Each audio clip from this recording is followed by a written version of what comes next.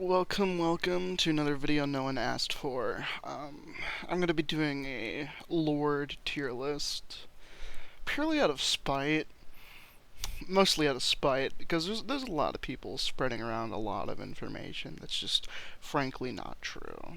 About how bad Roy is, about how good this girl is. We'll get to that when we get to her. But we're gonna start with my boy, who's gonna get a confident high C tier. Now, unlike the other sword-locked, foot-locked lords that are just genuinely bad, Roy has this unique case of his endgame being, like, comically good for how bad he is. I mean, he's not going to be, like, the best unit in your army, but he will one-round a lot of scary enemies. He will actually be able to tank relatively okay-ish if you invested in him, if you gave him levels. Assuming he didn't get screwed, because obviously that is a possibility. But generally, Roy gets a lot of hate, even though his end game is genuinely pretty good, which is shocking, right? Because Eliwood's pretty meh in the early game. He's a growth or die character, but he's got a really good end game, and people love Eliwood, so I don't see why this isn't the same case here. In fact, we'll go ahead and put him here. Oh, we're already at Lin, so we need to make a new tier. Hold on. Yeah, hold on. We gotta make a new tier, ladies and gentlemen. Liability. These are units that generally you would, if possible, not deploy, because they're just not very good. Lin's in this tier because even if you invest in her, she doesn't really do much. I mean, just off the top of my head, Gi feels better to use. Raven existing sort of just makes her not viable in any capacity. Unironically, I'd probably rather use Corel than a promoted Lin with training. Because at least Corel gives me the fucking Wu Dao. At least I don't gotta spend time grinding him on enemies. And I'm fully aware that Harkin is better than Corel. I'm just using this as an example of how bad she is. Like, when your only competition for worst unit is Carla, that speaks volumes. Hector, he's great. He's going in A tier. You could push for S tier, but he doesn't solo stomp the whole game like a lot of the S tier lords will, so I'm not putting him in S tier. You're not a lord. You're not supposed to be here. Erica, she goes to D tier, because at the very least, if you train her, she contributes relatively-ish, okay-ish. I mean, you shouldn't train her, because if we're speaking like in a pure, like, oh, I want a fast sword guy who's just gonna kill everything, Joshua does that better. He does it with less investment. He can actually promote, like, I mean, comparatively speaking to other lords, the twins do promote relatively early, but Joshua will actually promote earlier. You can promote him whenever you want, so that's another upside. And what else? Oh yeah, Joshua isn't a game over condition, so Ephraim, easy S. If you train Ephraim, just about everything you throw him at, he will one round, unless it's like super high defense enemies, which is usually. Are there actually any enemy Great Knights of note that, like, none that come to mind? I haven't played Sacred Stones in a little bit, but generally Ephraim will kill almost everything.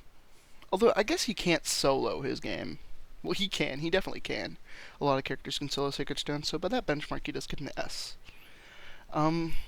Ike. Ike from FE9. He feels like a B or an A tier lord, because like he has a rocky start. Oh, he's the only unit that can seize. Blah blah blah blah blah. A lot of people love to say that, but he when he's there, he's genuinely pretty good. But he doesn't really get easy access to good 1-2 range, which hinders him a lot. Yeah, Ike's good, but he's not like I'd consider him a big step down from like Hector. You're in the liability tier. You're here. You're here, and then we're on to you. Now, you could really argue for a D tier. You really could. But I'm going to put her in the liability tier, and here's why.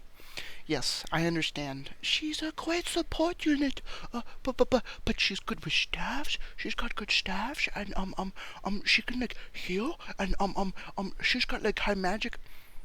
You know what I have to say to that? 2 defense, 7 speed, 35% speed, 20% defense. Get out of here. On a game over condition. Pretty sure she's force deploy. I haven't played Radiant Dawn in a little bit. Pretty sure she's force deployed every single chapter she is in. So yeah, you're always gonna have a game over condition. You can use the argument of, oh well, with a little investment in training and stat boosters, but like with that logic, you can make just about any unit in any game good. She shouldn't need that investment. She shouldn't be so difficult to invest into, because if you leave her in range of any enemies, any physical enemies, on hard or maniac mode, she just dies. She just explodes. She suddenly implodes. She doesn't live one round of combat, because she's slow, and more importantly, she has no defense. You can argue all you want, but if you want a good staff bot, I mean, look at Alicia. I mean, she's also a death condition, but she has a mount and can fly, so like she's automatically better. I'm sure you could like I don't really, like I said, haven't played Radiant Dawn in a little bit, but she feels like a B tier unit purely for being a flying staff bot, and infinitely better than this piece of shit right here. Ike, he sells the game. Ike gets his own tier, a tier that he'll probably end up sharing with a few people.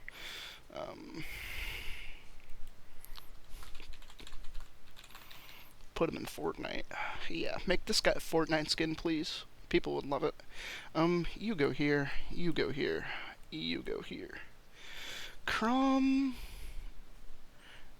Awakening just feels like such a one of those games where it's either super hard or super easy, depending on the game mode you play. And because I'm going to be assuming hardest difficulty, I can't in good conscience give him more than a B or a C, because, like, what is this dude really contributing?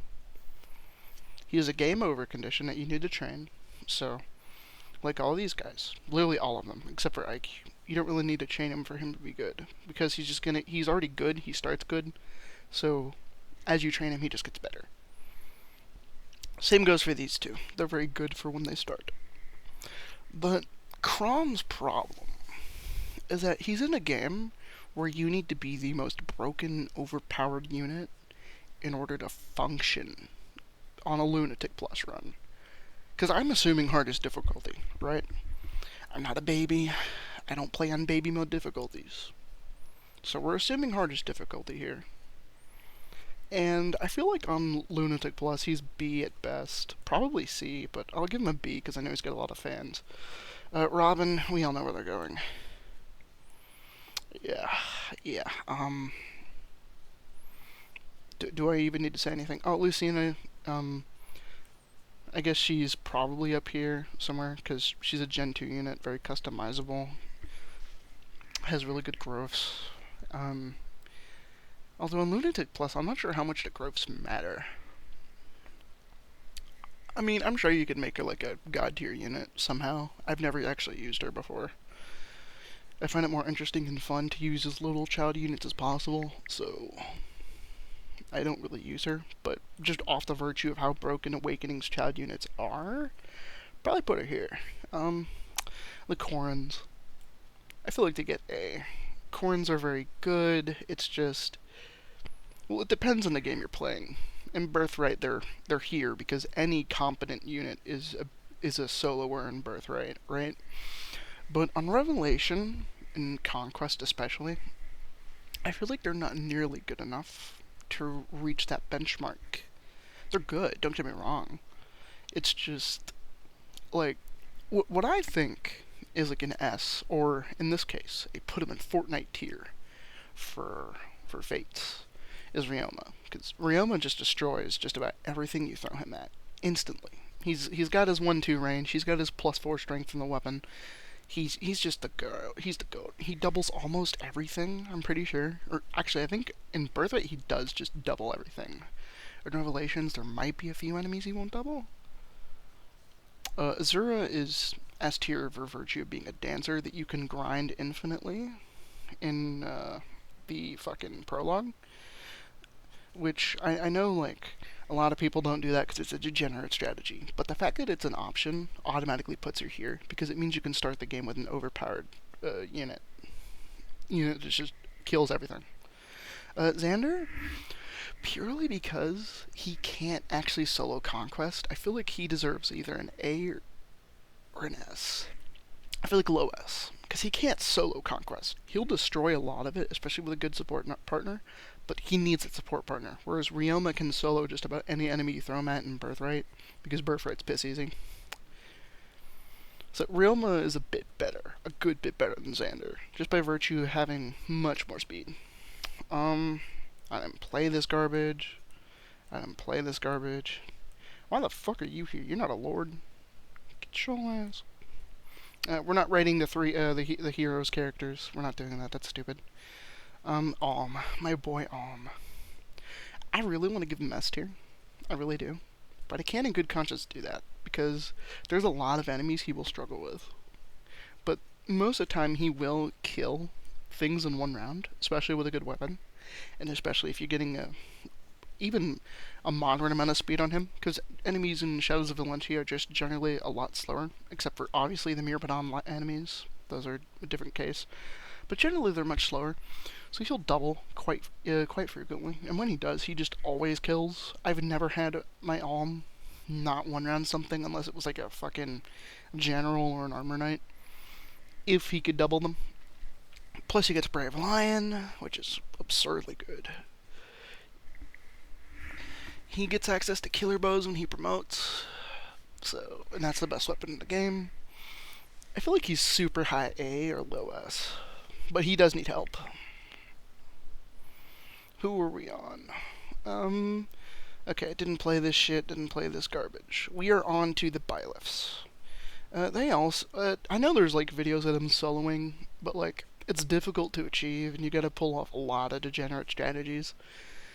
So I feel like bottom S. Yeah. Bottom S. Maddening is just a big spike in difficulty if you don't know what you're doing.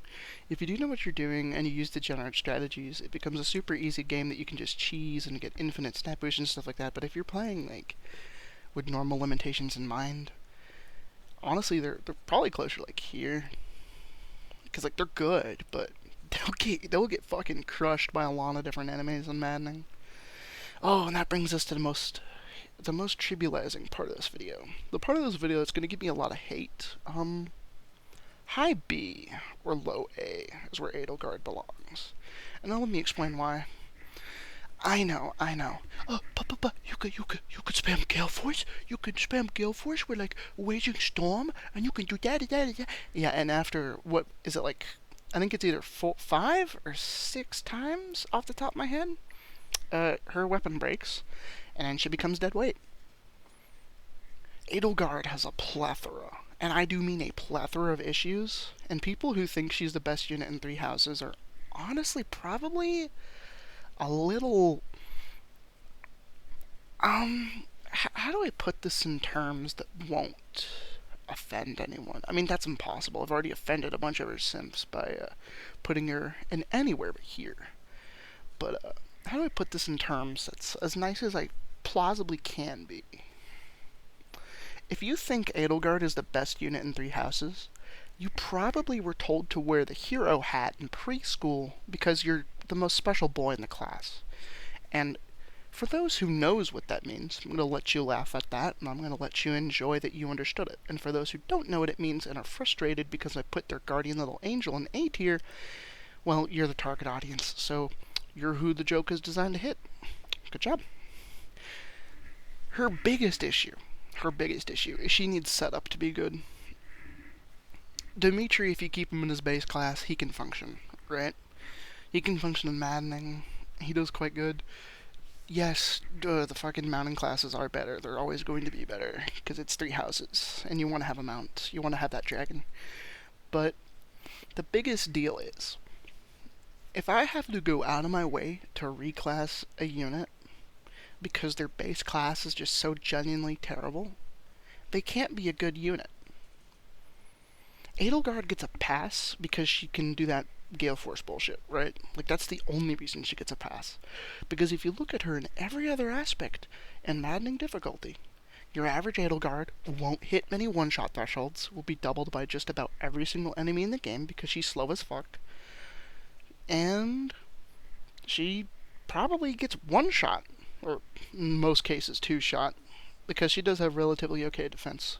Like, if you keep her in her base class, she's getting two shot. If you reclass her to Wyvern Lord, she's probably getting one shot by a lot of endgame maddening enemies.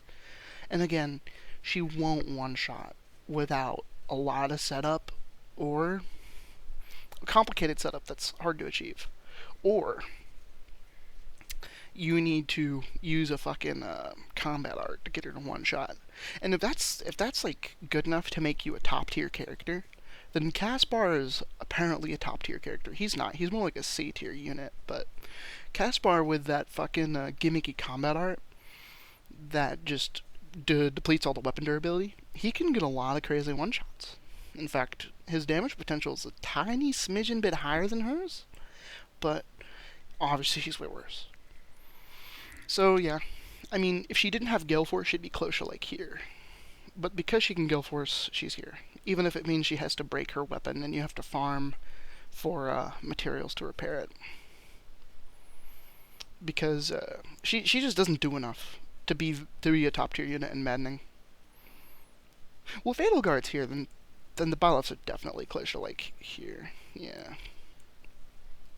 But she's not all she's cracked up to be. Is she good? Admittedly, yeah, kinda.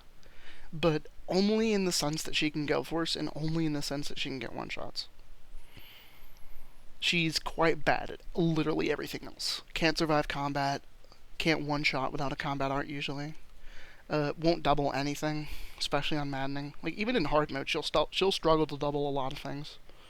Dimitri, he's better, infinitely better, because he solos his game actually.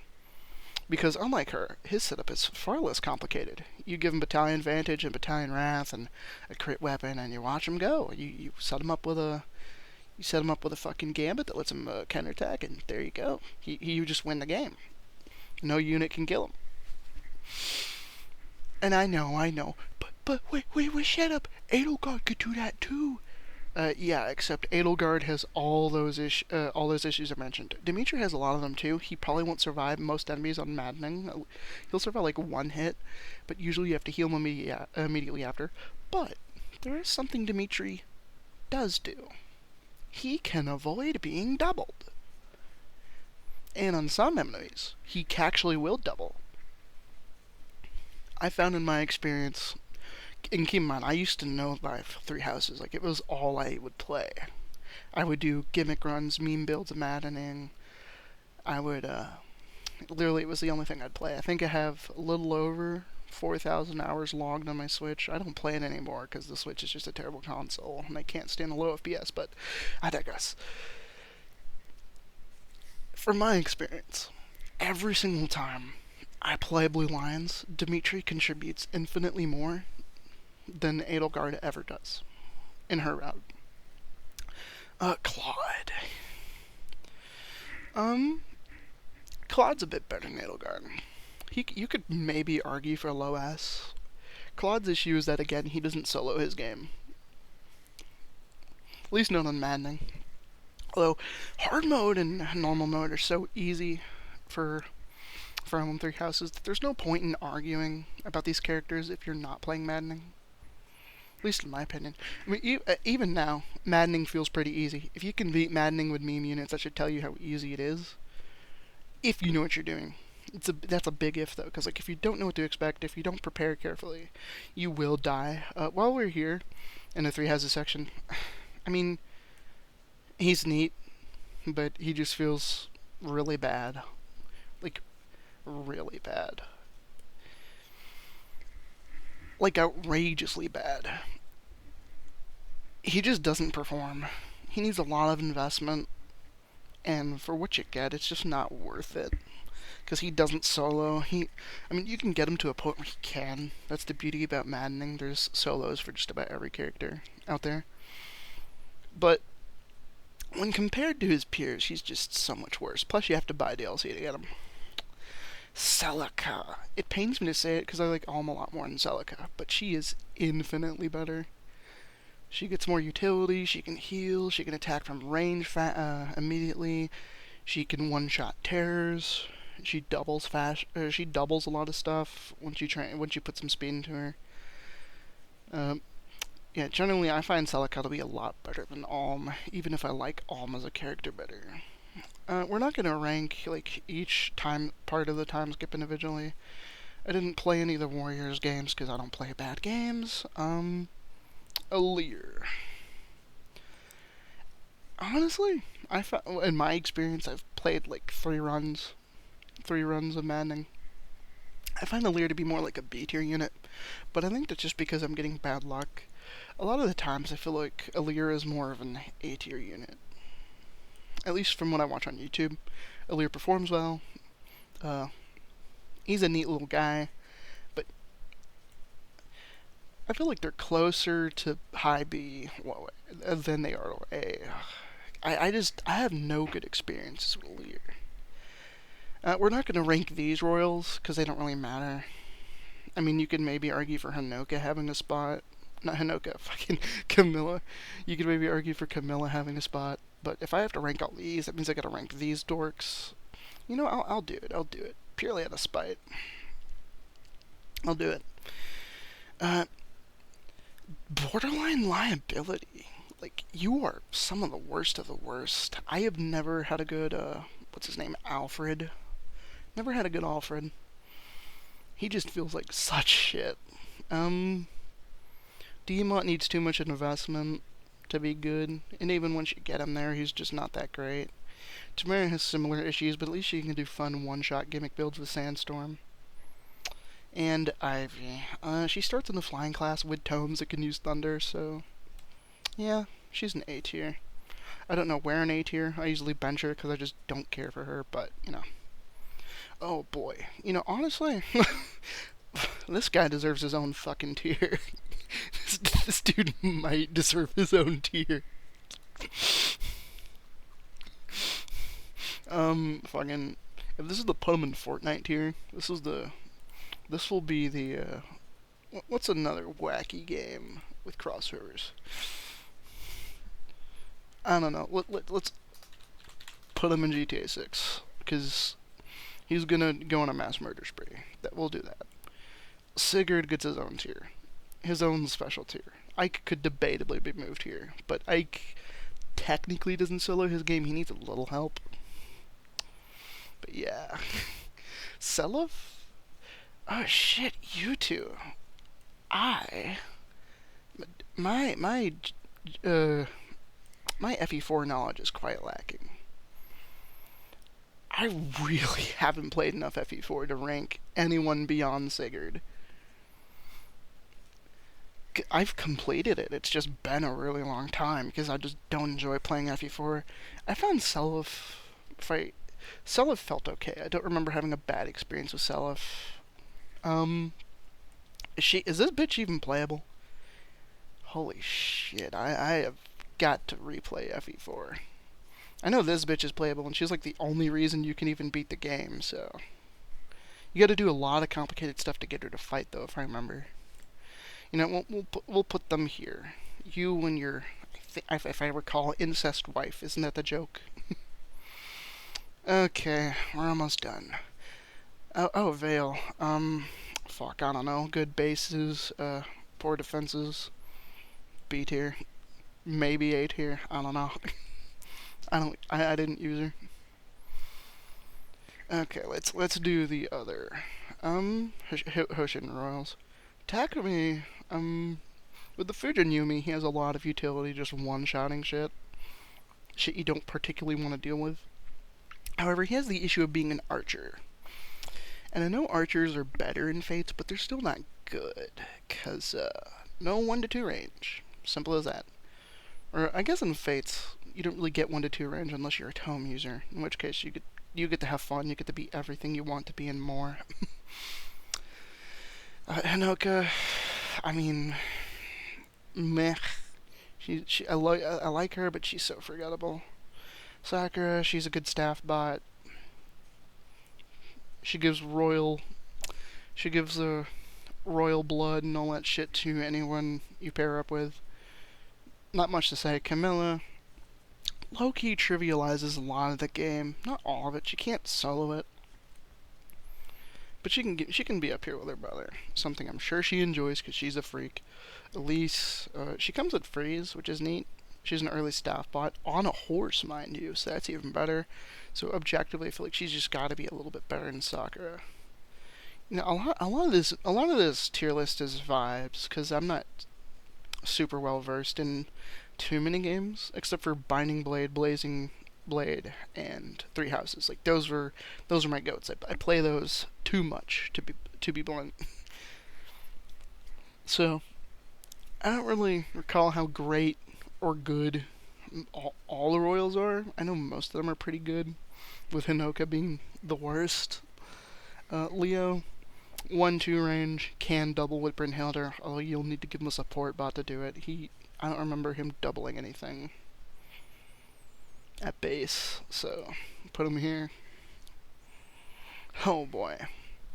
I benched this bitch immediately, but she is a mystic with swords and tomes. And I remember her being pretty busted with 11 sword. At least in some videos I watched. Like I said, I didn't really care for Engage. I played it like 3 times. Yeah, 3 times. If Tamara's here, she's probably closer like here. Probably closer like here, actually. All cringe. If you don't proc Luna, he just doesn't get kills.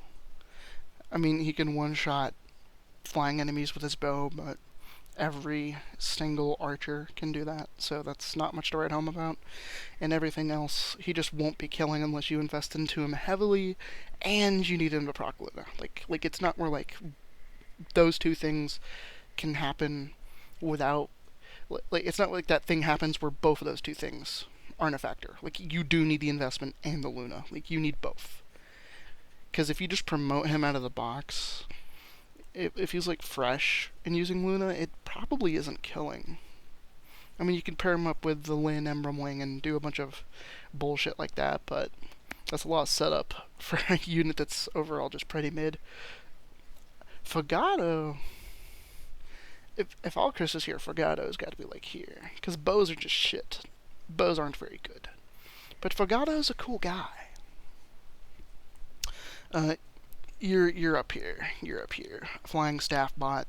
Do I need to say anything more? I didn't play the DLC. So yeah, that's the list. Be sure to get really angry in the comments. Be sure to tell me why Micaiah and Lynn and Erica and who else? Who else did who else would people complain about? Edelgard. Be sure to tell me about why all of these guys are secretly amazing god tier units. Be sure to tell me why it's okay for Micaiah to have 20% defense and 2 defense and somehow still be considered quote unquote good. Even though she's not. Like, I don't get it, man. How is Roy the worst of the worst in most people's eyes when Micaiah's right fucking here? Like, Roy's endgame is good. Micaiah's endgame is, technically you do bring her to endgame. That is something you do, but because you don't have a choice. If you could choose to bench her, most people would, because she's just not very good. 20% defense. Need I say more? Okay, get angry in the comments. Love you guys. Bye.